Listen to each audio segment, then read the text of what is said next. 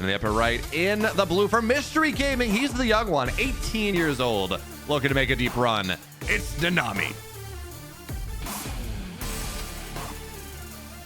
Do you know what it stands for, Nanami? I don't. Sounds like an anime of some kind. His opponent, the red Protoss player in the left, it is nice. Big veteran. Multi-time regional champion. Taking down that trading wins with us in that Taiwanese, Taiwan-Hong Kong region. But, yeah. Cats, you know, we talked about trickery. We talked about Nice being forged in the fires of Haas and maybe having something interesting against this young gun. We don't got that in game one, at least not yet. 2-gate opener, both sides. Yeah. Nothing weird. Well, yeah, like a lot of the trickery is going to be depending on like the scouts and whatnot. And I think that it's, yeah, I mean, we're not going to see cannon rushes all that much, right? Like, unless you are actually Haas. But yeah, like, yeah, earlier than this, you don't really see all that much. Like, there's just kind of the 2 standard openings in PvP, with one of them being the low ground gateway, which is very unusual in non-ramped maps.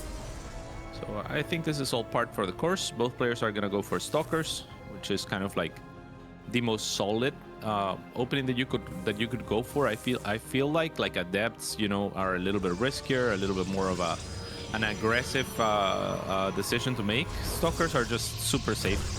I even like Stalker Sentry quite often against Stalker in particular. So that's kind of like the greedier option where you get the scout. But both players have done well at scouting in this early game already. Yeah, and it's going to be interesting to see what they go from, or what they go for out of the first 2 stalkers. And I guess it's just going to be stalker, because we get to say stalkers a lot of times in this matchup. But again, if you want to stay safe, you want to have probably the most versatile opening. Getting a bunch of stalkers out makes a lot of sense. It's damage, it's defense, it's offense. But Nanami running across the map here, not just with these 2 stalkers, Cats. He's got a probe as well, trying to find something with that. But for now, really just losing these stalker trades. So Nice does a great job holding the high ground. 1 for 0 stalkers. Yeah, probe's a little extra DPS, Cats. It's not that much. It does not win you the stalker trade right there. Well, there was a little bit of missed micro as well on the side of Nanami, but yeah, the ramp is going to be much more powerful because you get to shoot first, right? Like out of vision, basically. You come into vision and you pick your target, you see your target earlier. So what Nanami could have done is send the probe up the ramp first to absorb the first shot and then see if he wants to follow through. Stalkers continue to be traded here. Oh, okay, this is actually not great still for Nanami, as he has less HP on the remaining Stalker. If he can save it, it's going to be a-okay for now, but yeah, obviously not ideal, right? Like the probe definitely doesn't contribute. Oh, wow! That was awesome from Nice. That was brilliant man. from Nice. I love that. That's so cool. Yeah, very unusual. Like StarCraft units, unlike Warcraft units or Dota or games like that, are not very good at body blocking because, you know, their pathing is so good and it's so difficult to get a body block because their model size and whatnot is fairly small, and it's rounded at the base, whereas Warcraft can be a little bit more blocky.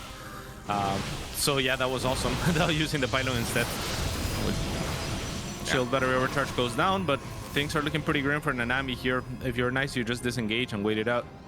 Yeah, I mean, he's got more shield batteries on the way. If Nanami survives, he's in a solid position, right? He's up 7 probes. He's building his economy really nicely, but Nice is on 1 base. Nice is very all in here, and this stalker count, Cats, I'm on so much copium right now, but Nanami even holding this. Probes are going to get pulled here, but the shield batteries, they're not even ready yet. And by the time they're ready, the stalkers will fall in game 1. It's in Nice's hands at this point. It all flows down from losing those couple stalkers early on, losing that trade, not identifying what was happening, and now Nanami, he falls down in Cats. Well, Nice takes game 1. Yeah, I mean, so clean. And again, like the pylon instead has a square footprint, right, compared to the units which have like a circle footprint. So it's definitely more difficult to path around buildings than it is units. So that was really awesome, really unique, and it's really the only building that you can draw up as a Protoss as well. So it's not a particularly large building. So I just love that he did that. That was really cool. It begs the question though, then, should force fields also cost 25 minerals? You know, because that's effectively what he had. I think as a Zerg player and in Heart of the Swarm, I would have loved to make force fields cost some money. Maybe I might have won some more games, but not going to happen. Neither here nor there, but it is very cool to see Nice use his structures in that manner. You're right, Cats. That's not something we see all that often. I think in the last couple years, we started to see a little more body blocking than we otherwise would have seen 5, 6, 7 years ago. But to that extent, to see it so discreetly, I don't know that it won the game. You mean with buildings? With buildings, certainly not. I'm just body blocking in general. It's, yeah. Yeah, it's much more difficult, like with single units and stuff like that, right? Like obviously you can block in a Dark Templar with an army or something like that. Like that's not unusual. But it's much more difficult to like micro a unit in front of another unit because again, the size of the model and like the footprint is so much smaller than in games where that's possible. So, but yeah, I mean that was wild. That was really cool. And again, Nanami overextending, but also he missed the first volley. With the probe in the first engagement when he tried to go up the ramp. Nice does get the first volley, but also Nanami missed target fires. Like he actually targeted the first stalker a couple times, and then Nice did a little shuffle, and Nanami wasn't able to keep up with the same stalker, so he added a volley onto the second one. So yeah, that was just poor micro on his end, sadly. Well, sometimes that happens, and luckily this is a best of 5, Cats. You get more opportunities. In fact, let's try another one. Game 2. Another one. The upper right in the red for Starlight Twinkle, which is just my favorite team name. It sparks so much joy. He's up a game in this series. It's nice.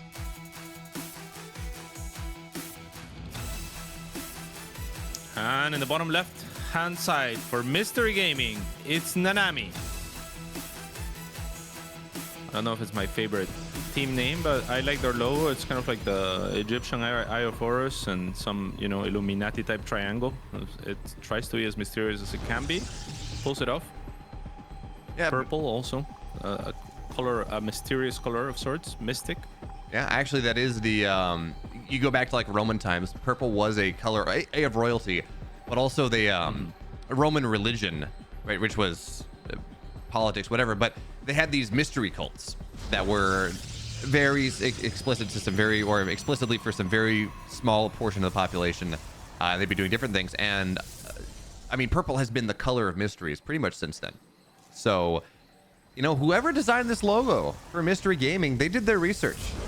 They got the Eye of Horus, they got the triangles because triangles are obviously far more mysterious than squares, and they got all the purple. I'm impressed, honestly. Yeah, for sure. I mean, purple is just such a beautiful color. It was inaccessible for a very long time, or like difficult to access in ancient times. So it was definitely kind of adopted as the color of royalty because it was so rare, right? And then we have the electromagnetic spectrum, of course, where purple is at one end of it, and yeah, it's my favorite color. So yeah, I like it.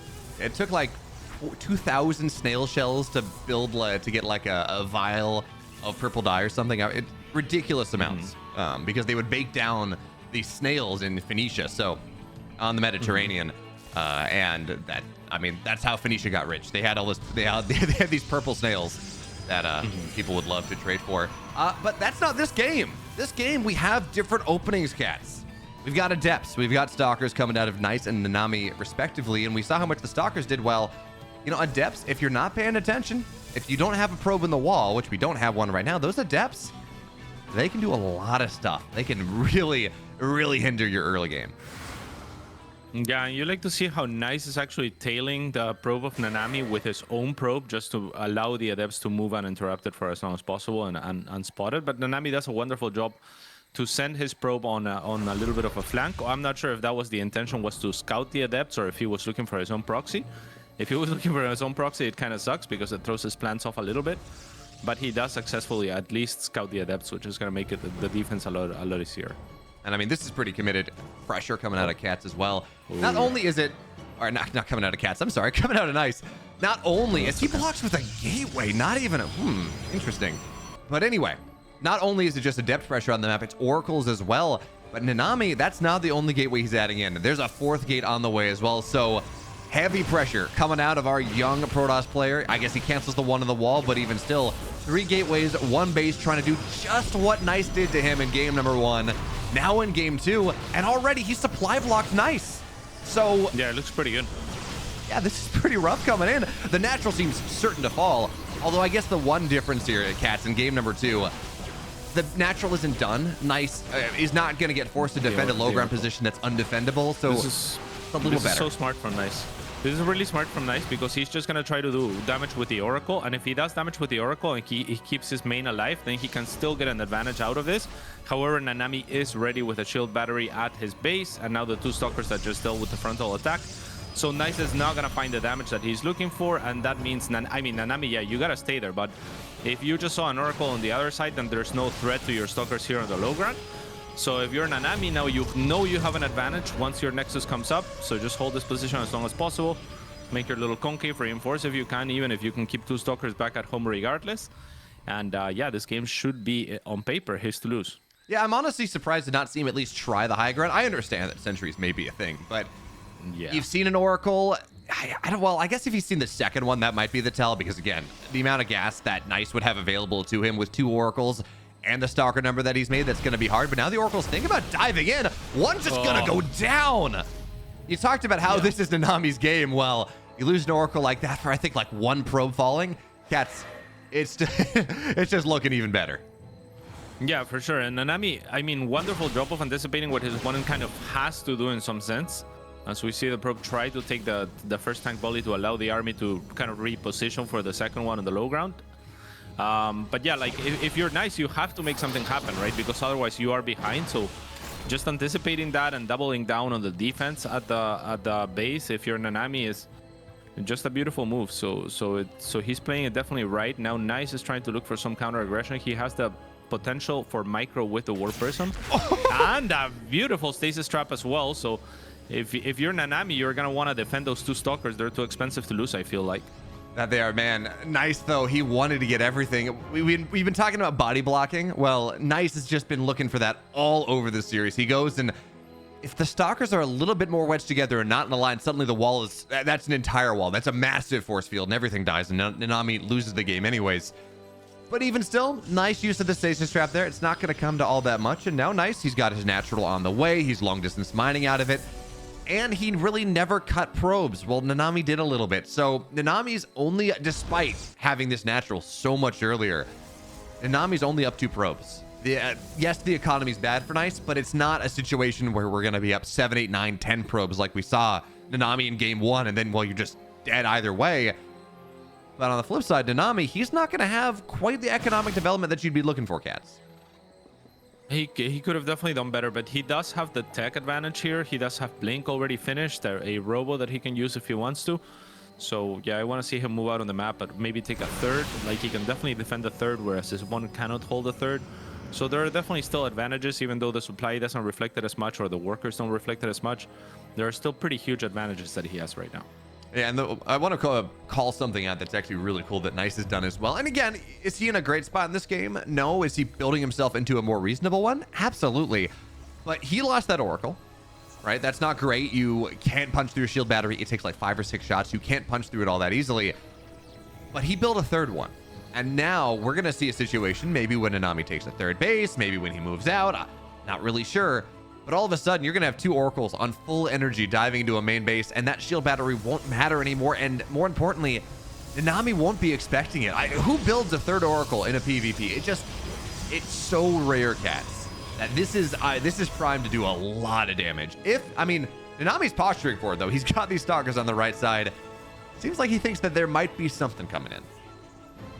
Yeah, for sure. He's seen the War Prism as well, so that doesn't help the case of Nice, because you're right, it's not super usual to make that 3rd Oracle, but, you know, once you lose 1, it should be kind of a standard move. It's just kind of rare to be put in that position and then choose to make that move, because, yeah, it's, you know, you have to think of it, you have to look for the opening, you have to consider that your opponent might be ready regardless, or that there's that shield battery to worry about, and yeah, I mean, Nice is gonna bide his time and wait for his opportunity, and it looks like the opportunity is gonna present itself now as Nanami moves out. But Nanami looking for an opportunity of his own to deny his opponent's 3rd base. 2 Immortals on site though, not looking as good as it once did, but with charge ready, Nanami has the counter. Yeah, that he is. But at the same time, Oracles are going to dive in as well. It's a big concave from Nanami. That's just going to be an immediate 3rd base cancel. But I feel like we're going to have to see a recall. 3-4 probes go down in the natural as well. Adepts on the Warp Prism. Nice here. He's going to lose his 3rd base, Cats. But that is 10, 11, 12, 13. I can't even count that fast. There is so much damage here that, well, not Nanami. You just got to go all in. Blink's on top of the prism, on the pylon to shut down the warp prism, shut down the shield battery, and now here comes Nanami on the other side. We're gonna see a stasis trap, but Nanami wins the game anyways, ties the series up. Man, Cats, for a second there, I thought Nice had clawed it back. Yeah, no chance, right? Because the army of Nanami was so huge, like all you had to do was attack. So like he was never gonna be content with a third. Like once you see commitment on the other side, and you already know your opponent's army size, you have your charge, you're taking economic damage, you have to go for it. So what could have happened is that somehow Nice holds. I'm not quite sure how, and then Nanami's just dead in the water, right? Like but one player was gonna die in those next 5 seconds, no matter what. I feel like. Yeah, absolutely. Mutually, not mutually assured destruction, because only one player dies at the end of the day, but destruction nonetheless. Yeah. And that move from Nice, probably the only move he could make. If you don't do that, you're very dead anyways. So you might as well go and kill 20 probes and hope that Nanami doesn't try to kill you. Which there's a world when Nanami went home to deal with the aggression, and then Nice is very happy. Yeah, I mean that would have been a massive mistake on the part of Nanami had he done that. Maybe Nice didn't anticipate, because Nanami did a really good job of countering the Immortals preemptively by going into charge for that attack, which is, I think, the biggest thing. If you're just fighting Stalkers against Stalkers in kind of an enclosed area and your opponent has 3 Immortals, it doesn't matter sometimes if you have like a lot bigger of a Stalker count, right? Like the Immortals can really mitigate for that. But the charge lots are really, really good at absorbing damage from the Immortals and at kind of just crushing the army very easily. So that was great from Nanami. What I would think is maybe if Nice hadn't taken the Adepts as well, and it's not the Adepts that like the Adepts are kind of useless. He could have shaded them in, but the Warp Prism for microing the Immortals could have been his saving grace back at the natural. Yeah, you do have to be careful, of course, when Blink is on the map. A Warp Prism keeping Immortals safe can be punished very easily, but if you keep it behind, it's got a decent pickup range, and I think you're right, Cats. That might have made the difference, but you're also only getting maybe half the economic damage. And again, I think it's one of those scenarios where Nice just felt like he had to do so much damage to come back into the game. And if he couldn't, well, he couldn't. And that just means that we move on to our game 3 now. It's Oceanborn, tied up. Yeah. Yeah, I'd be curious to see the split between the Adepts and the Oracles. I feel like the Oracles are probably racking up like 70-80% of the damage that was dealt, but you never know. They do run out of energy and whatnot. Yeah, never know. I mean, we can look back at some point, but not right now, because in the bottom right in the blue, not quite working out as well as game 1 and game 2 for Starlight Twinkle. It's Nice.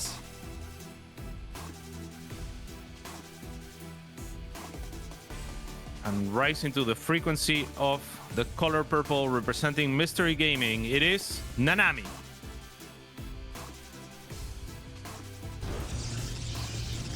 I mean, it makes sense, Cats. If you want to talk about who's going to win this series, we can go into color theory a little bit, in that Nanami is red, Nice is blue, red and blue make purple. Nanami's team color is purple. I see. I thought we were going by frequency, in which case then blue is a higher frequency, but purple is the highest frequency. So, yeah, not sure. Like, at least of the visible spectrum, right? So, not sure. It's a tough one. It's a tough one when we get into color theory here, but I'm going to go with your theory. Yeah, red and blue, you mix them, you get Nanami. Yeah, Cats, I'm not that deep. I can go back to 3rd grade and realize that red and blue make purple. That's about as far as I'm going to go, you know? Like, I mean, talk about ultraviolet and infrared and color spectrum, and, well, you're a smarter man. What about the shell? What about the shells? What about the how many shells did it take to make purple? 2,000 stale shells for a thimbleful of purple dye. Yeah, that's wild. I don't even know how you learned that. Cats, see, here's the problem. I have a mind for useless things, and I don't have a mind for useful things. I can tell you that it takes 2,000 snail shells to build a thimbleful of purple dye or whatever the measure was, but actually useful things that affect my life in some way, absolutely not gonna happen. That's unfortunate. You gotta, yeah, I don't buy that for a second, but yeah. You're gonna defend your PhD like this? I doubt it. I'm sure you know a lot of useful things. Yeah, we'll see. Depends on how much I can remember in that defense. But one thing that Nanami has remembered in this game is to maybe be a little more aggressive. He's going for a very quick robo early on. There's a pylon in the wall, so he's gonna have to kill that off. And the interesting thing, Nice allowed this pylon to complete, which means that he's gonna see, I mean, by default, he's gonna see the second two units coming out, as this is a nice adept trade coming out of Nice right now, and I fell into the caster trap. But even still, they're gonna shade away, and it's, no, they're both gonna cancel, never mind. Nanami should get out here, and once the shields regen, it's gonna be equal, it's gonna be okay. Running back to the Aegis of his own stalkers, it's gonna be fine. But he does miss out on some damage. Oh, yeah, that's a sketchy shade there. I'm not sure what Nanami was thinking. The first one had to be cancelled, obviously, and Nice did very well to kind of chase the Adept Shade with the Adept Shade so that he would prevent the first Shade in and prevent from Nanami doing any extra damage or even having to make a reactive pylon at the high ground or a reactive shield battery. But that second Shade was unwarranted, so Nanami loses one Adept too many. That said, Nice has a lot of Adepts, which are not particularly adept at fighting. Not Stalkers anyway, and Nanami has a pretty sizable army of Stalker Immortal Sentry. So if the Adepts go in, this is great bait from Nanami, who was tucking his army up until now, but no longer is. So looking for the Adepts out on the map instead. Well, he's found him right now. And Catch, you talked to, or you mentioned this, or addressed this in some way. 3K Robo versus 5 Adepts. I mean, the army that you're gonna build from Nanami is gonna be so much better than what Nice is going to be able to fight. He spent so much of his production on 5 Adepts, and they're so comical. They're trying desperately to get back here, but like, Cats, what are they going to do? 5 Adepts versus Immortals and Stalkers. This is so much better for Nanami, at least from a compositional perspective. Yeah, for sure. I mean, the numbers are not here for Nanami yet, but he can certainly try to pick up the sentries, the Stalkers, micro his heart out.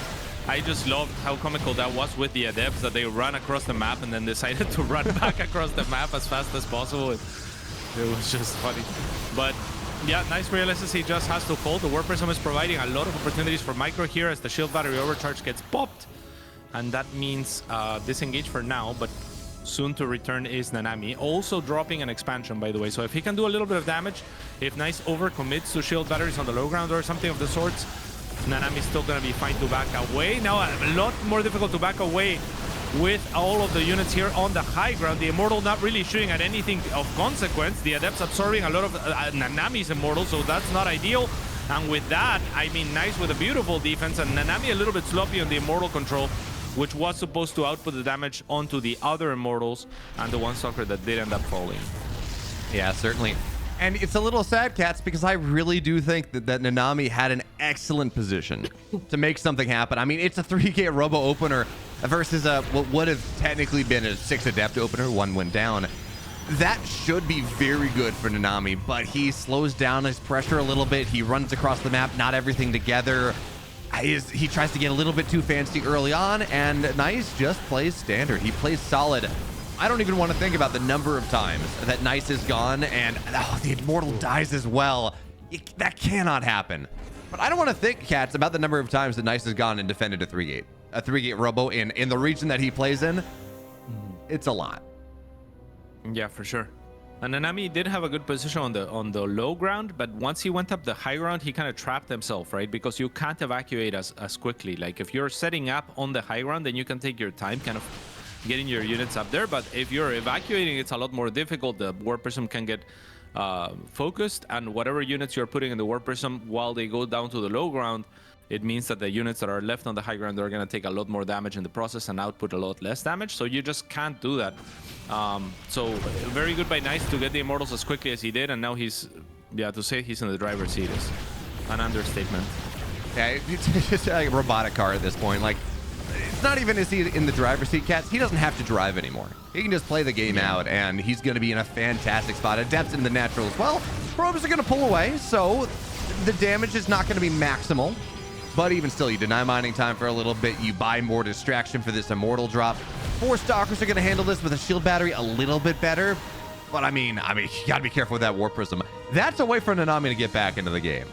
Not going to happen, though. And now, well, you know, shout it to Nanami. He did handle that aggression fairly nicely. Didn't lose a single probe. He did. Yeah, that was very nice. And now he has Blink on the way. He's taking a third as well, so kind of right behind his opponent here. Nice is going for Phoenix, which is pretty cool as well, right? Like you can pick off the Immortals with the Phoenix, so it's a really nice tool, and it gives you harassment opportunities down the line. Nanami, I like what he's doing in cutting the gases to try to kind of just get faster to a better economy. Probably will go into charge right after, because he doesn't really have the economy for anything else. And he does start charge right after Blink. So if he can get enough gateways and enough, you know, charge slots out there and get a massive army and catch Nice out on the map, maybe there is yet hope. Yeah, and the thing we talked about, right? So Phoenix are great at dealing with a Warp Prism, at lifting up Immortals, doing all those things. They're not really solid against 8-gate charge lot. You know, yes, they do bonus damage to light and you can lift them up, but you build so many charge lots that it really, the efficiency is not there. So if he can make that happen, all these gateways, tons and tons of charge lots, that does invalidate a significant component of Nice's army. Now, I'm not saying it's going to be easy, but technically, at least you put yourself in a little bit better spot. No, yeah, for sure. I mean, it's definitely not going to be easy because he is so far behind. But as far as army compositions transitioning into the later stages, I feel like it's one of his better shots here as the Stalker floats over its corpse anyway. And yeah, with charge, I mean, with enough units, then the Immortals are going to be invalidated to some degree. And the Phoenixes, like you were saying, are also invalidated to some degree. Like, they do not want to be fighting just gateway units. So there's yet hope. Oh, nice catch there on the Oracle as well. And as we look at this, I mean, it's 9 gateways to 3. Nice is adding in a couple more, but this is Nanami's timing right now. He's up just about 10 army supply, but another Warpin is going to make it that much better. And this is when Charge is done. Charge is not done for Nice right now. He's got 7 seconds. Should be ready for the fight. And we're going to see the Observer go down, so less vision advantage there. But these Zealots here, Cats, this is going to have to do everything as they get ready to move on in. There's an Archon, so they're not quite as good as they could be. Stalkers get on top of the Warp Prism, but it will stay alive. Shield Battery Overcharge, Cats, is so good here. And the Zealots, they're just melting to this single Archon. It's lasting for so dang long, but now it's dead. Stalkers on the right side. Warp Prism still alive. And at this point, the Immortals, they're doing so much here. Nanami's trying. He's trying to find his way in. Warp Prism still alive. How is this still alive, just pick it off. Yeah. Just click on it with 2 units. You know, it wasn't the red for so very long, and it did so much that Warp Prism to kind of micro and get juice out of those Immortals. Nanami, he came close. It looked pretty decent for a second or two, but it looks like Nice is going to end up holding. It was close. Now, I mean, the worker count differential is still there. It's 12 all day. The army compositions are not going to get better for Nanami. We've already shown, or Nice has already shown, that he has the capabilities to go into Archons. And that is kind of the hard counter to the Zealot composition, right? Like where Zealots are really strong against Immortals, once you start getting the splash damage out there, and Nice knows it, it's gonna get near impossible. And this was Nanami's fight. If he was able, or his one chance at the game, really. If he was going to win the game, it was going to be right then as he goes in. He gets on top of the Immortals. Charge is really solid. Those force fields, the shield battery overcharge, the Archons all working together there. The Zealots melted. They really didn't find the value that they wanted, and now we're seeing the value of the Phoenix play. It's making it harder for the Warp Prism to do it at once, and now it's so low. And honestly, like a single Blink Stalker is going to do the end of it. So you're going to have to recall, run back home. Now Nanami's got Archons on the way. He's rebuilding his army for a 3rd time. But I mean, it truly was that first attack, or I guess that second attack at the 3rd base, the one opportunity really that Nanami had to win the game. And now at this point, Nice, he's +2, he's halfway done, but he's just going to run across the map right now. And I don't know what's supposed to stop him. Yeah, very difficult. It's just a numbers game at this point, and Nice is a little bit too much, so let's see if there's a way to mess it up. The shield battery is not there yet for Nanami. There's going to be a shield battery overcharge, and I mean, I guess if we want to, yeah, okay. I was going to say if we want to cope a little bit with shield battery overcharge, the Zealots are going to have a difficult time to disengage. So, you know, like that's the one saving grace, but there's not really a saving grace.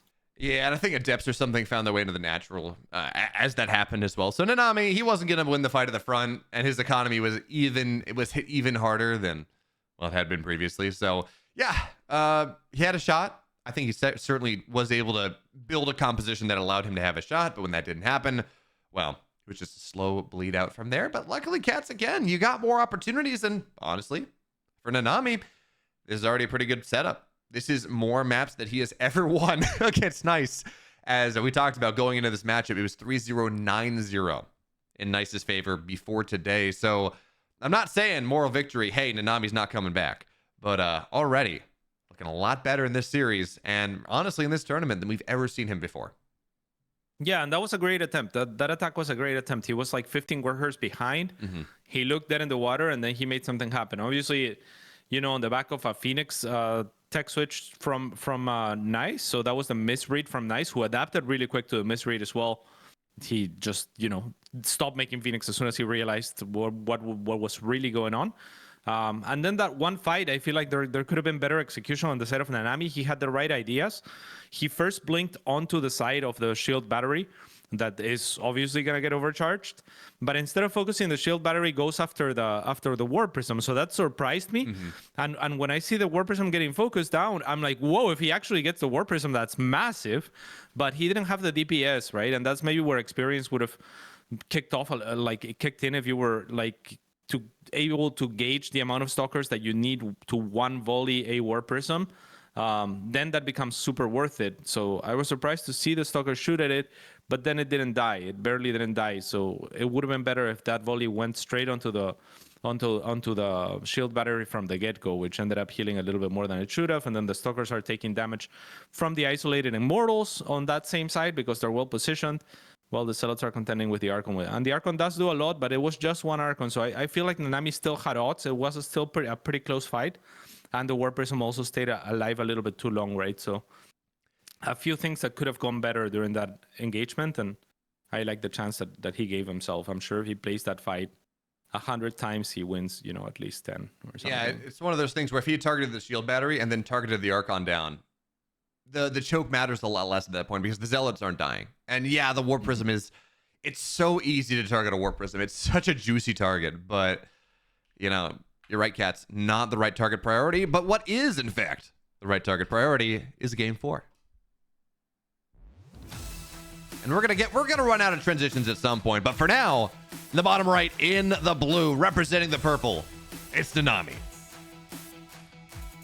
Very smooth surface on this map. Like it's like a carpeted floor, it looks like.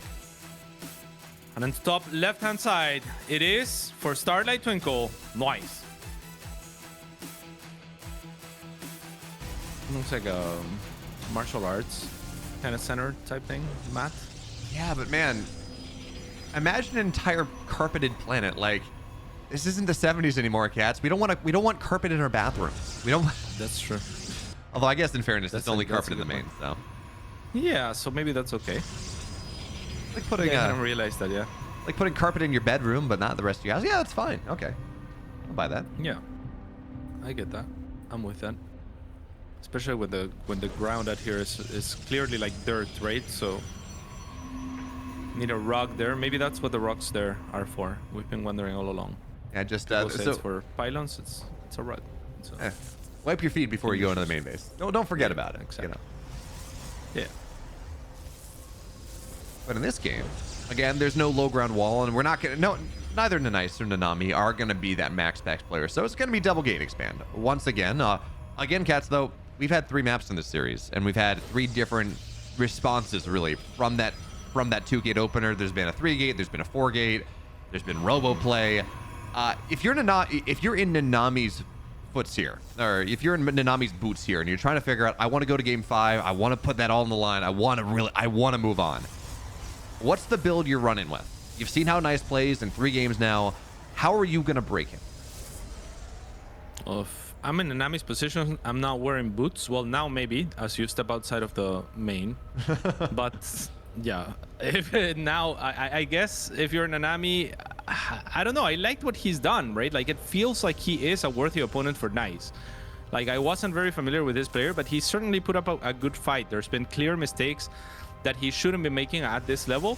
And if he can just get his nerves in check, maybe he'll be fine, because we've seen like little bits of miss micro here and there. And again, these players don't need to be told like, oh yeah, you miss micro, by the way. Like, they know as soon as they miss micro, as soon as they make a decision, they evaluate it and they know that they did wrong, or that they could have done better. So, you know, if he can do those things better, I feel like he's had a solid shot here. I think his game is good enough. Yeah, I'll buy that one. I think you're right. I think he's had opportunities to win every single game in this series. It's obviously 2-1 nice. And it's a lot of scouting, and it's a lot of, again, making those proper decisions in the fights. But for now, he's going to have his Nexus just a little bit faster. He does sacrifice 100 minerals for it, so that is something. But for now, economy, ideally, he's going to be just a little bit better. He's going to go for a quick Twilight behind this, and Nice hasn't shown us his tech yet. Yeah, very interesting. For example, the last game and the way that started, I feel like Nanami going up the ramp, it wasn't even a terrible idea. It only becomes a terrible idea because Nice had an Immortal popping up right there and then.